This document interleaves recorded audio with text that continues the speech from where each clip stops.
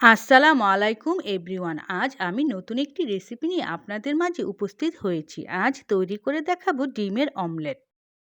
চলুন দেখে নেওয়া যাক ডিমের অমলেট তৈরির প্রস্তুত প্রণালী।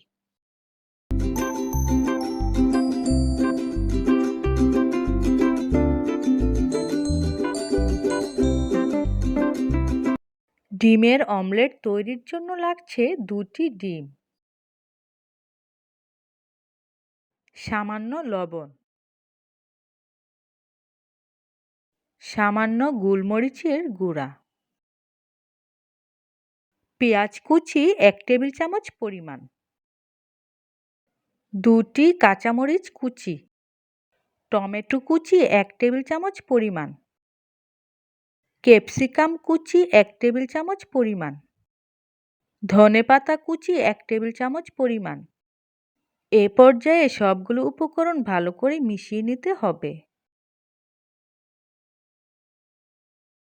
সবগুলো উপকরণ ভালো করে মিশিয়ে নেওয়া হয়েছে। ফ্রাই প্যানে সামান্য তেল দিয়ে দিলাম। তেল গরম হলে মিশ্রণটি দিয়ে দিতে হবে। এ পর্যায়ে ডিমের উপর সবজিগুলো ছড়িয়ে দিতে হবে। চুলার আঁচ কমিয়ে রাখতে হবে।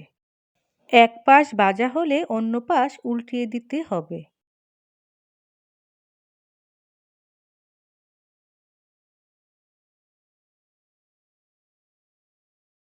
ভাজা হলে একটি পাত্রে তুলে নিতে হবে। তৈরি হয়ে গেল ডিমের অমলেট।